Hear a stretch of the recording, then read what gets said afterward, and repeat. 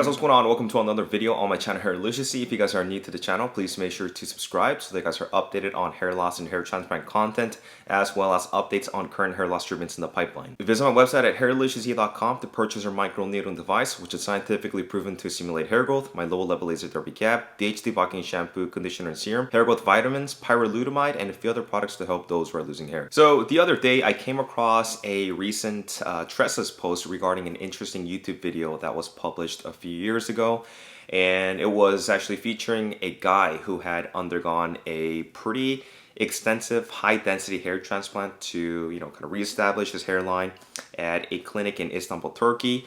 The name of the clinic is Aisha Hair Transplant Clinic, and honestly, I have never heard of this clinic before, and when I did some research on their website, I wasn't even able to find the name of the doctor who was running the place. Maybe it's Dr. Aisha, but there was no indication that this was on their website.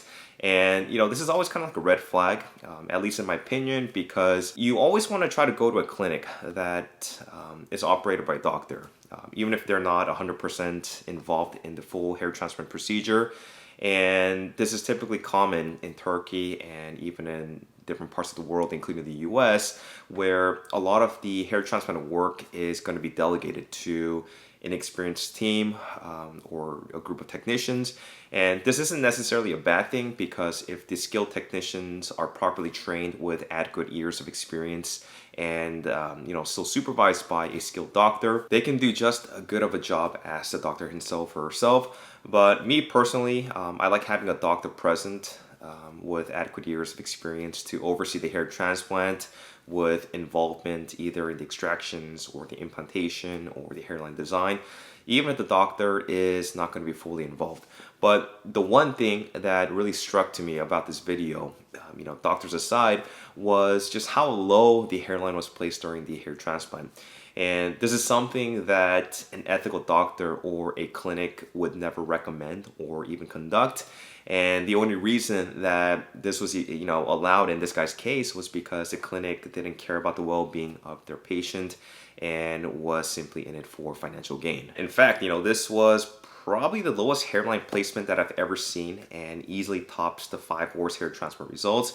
And I just can't believe how this doctor or technicians allowed such a low hairline, to the point where this guy just kind of literally looks like a Neanderthal. But let me share with you a photo of what he looked like before he opted for his hair transplant. Initially, he said that he wasn't losing hair and that he was just born with a big forehead. The photo on the left does show a guy with, a large forehead, and despite what he was saying about him not balding, at least to me, it kind of looks like he was suffering from a mild case of androgen alopecia, which is evident through the receding hairline, the receding temples. I would say he's probably around like a normal 2, minor hair loss on the hairline and temporal points. And it's honestly not even looking that bad. A lot of people would kill to have a hairline like this guy, but he obviously wasn't happy with his hairline, and he went with a partial frontal toupee, which we can see on the photo on the right. Here are a few more photos of him with a toupee, and it's apparent that he wants a really low juvenile hairline. He states that he knows it's not possible to have this type of density, but that he doesn't care. And he's probably saying that he wants a low hairline, juvenile hairline with good density, which, by the way, is possible. It's just going to eat up a lot of your donor supply that that should be strategically used to account for future hair loss. But at this point, he doesn't really care about his hair loss in the long term, and is just looking for a quick solution to lower his hairline as low as possible. So here's a photo of him showing his ideal area of coverage in red that is intended for his ideal hair transplant. And it's kind of hilarious that he doesn't even seem to want a forehead anymore. That red area is literally covering up all of his forehead. And with that amount of coverage, he's going to be left with a 3-centimeter hairline.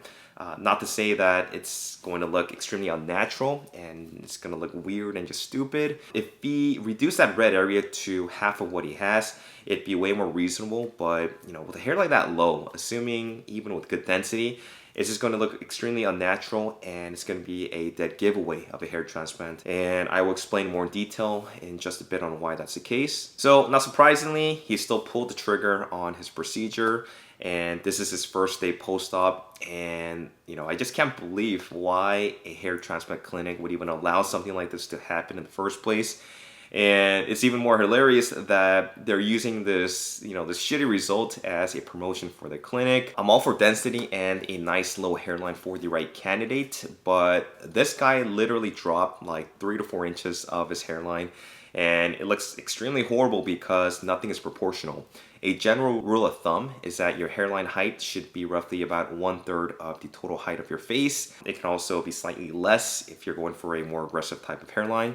And I can already tell that this is not going to fare well for this guy. The temporal points on both sides haven't been rebuilt either, which is kind of giving him that wide, unnatural looking forehead due to nothing framing the side of his head. The temporal points are also parallel to the anterior portion of his sideburn.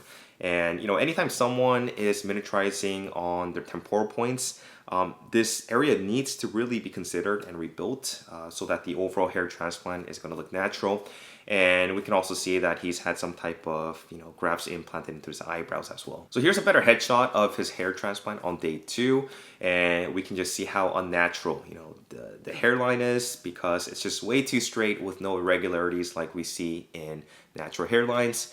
And at day 10, we can see that a lot of the grafts that were previously implanted have been growing, but as you guys know, these hairs will eventually all shed and fall out by the first month or 2. And the clinic doesn't specify, but this definitely used up a lot of grafts. I'd probably say at least 5,000 to 6,000 grafts, maybe even more, but he definitely used up a good chunk of his donor supply intended for future hair loss. After a month, we can see that a lot of the hairs and scabs have shed, and by the second month, he has shed nearly all of the grafts that were implanted.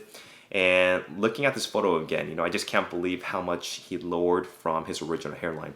I really want to know what was kind of like going on in this guy's head that made him really want to lower his hairline so much. A small procedure to fix his receding hairline would have been all that was needed, maybe like 2,000, 2,500 grafts tops to kind of fill in the temples, lower it down just a little bit. But he got carried away, he went overboard, and decided that he just wanted to look like a caveman. Now, after 3 months, his grafts are filling in and increasing in density. I will say that his eyebrows are looking pretty good though. I know that some of you guys have been commenting and talking about my lack of eyebrows, especially kind of like in the corners here. Previously, I've tried microneedling and minoxidil on the eyebrows with no noticeable results. I also got some side effects, just inflammation. And I really haven't thought about implanting grafts into my eyebrows, but I guess that it is something that I might consider later down the road. I'm not sure. I think the easier solution would just to get microblading done once every few years, but we'll see. So at 4 months post-op, his hair has filled in extremely well, some impressive density and hair growth in a short amount of time. And he looks pretty content with his hair. After 6 months, we can see increased density, and honestly speaking, the density is looking pretty superb.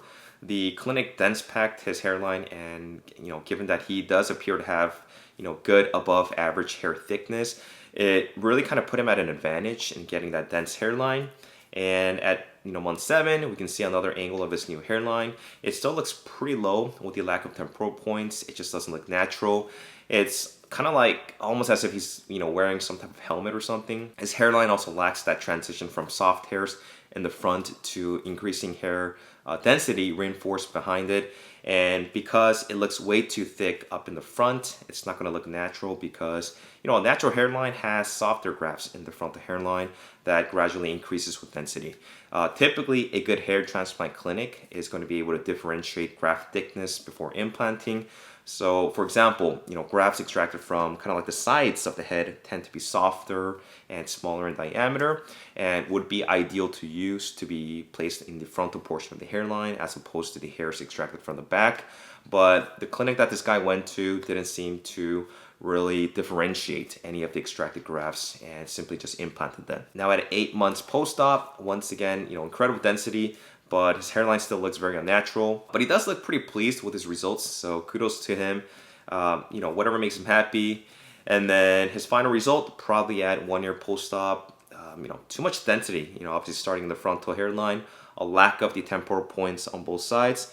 And anybody with basic hair transplant knowledge will know that this guy has had a hair transplant. Now, the main thing to take from this is that hair transplants are usually going to be permanent, especially if the grafts have been properly extracted from the DHT resistant area, and that a low flat hairline that looks good on a young person may not age well or look good as that person gets older. Now, the goal when creating a hairline is to design something that is going to look good and appropriate at age 65 as it is at age 25. A transplanted hairline will not change, so it has to be designed with this in mind. And with this guy moving forward, if this guy somehow realizes his tragic mistake of lowering his hairline too much, his only option would be to either find a good hair transplant doctor who is willing to do repair work by extracting the grafts that were implanted to rebuild his hairline. He's not going to be able to laser it off, because even if he lasers off kind of like that first inch or so of the hairline, the new hairline is most likely filled with multi-grafts, which is used to reinforce the density. So, it's going to look extremely pluggy and unnatural either way. It's really unfortunate that this guy doesn't seem aware of the horrible hair transplant he's had. And, hopefully this will serve as an example for those people who are interested in getting hair transplants to not follow. Anyway, guys, that wraps up this video. Hope you guys enjoyed it. Let me know in the comments what you think of this guy's hair transplant. Make sure to give this video a thumbs up. Hit me up if you guys have any questions pertaining to hair loss or hair transplants. And if you guys also didn't know, I also hold one-on-one consultations via Skype or Zoom, where we can discuss anything related to hair loss or hair transplants or doctor recommendations. But that's all I have for today's video. Thanks for watching, guys, and I will talk to you guys in my next video. Take care.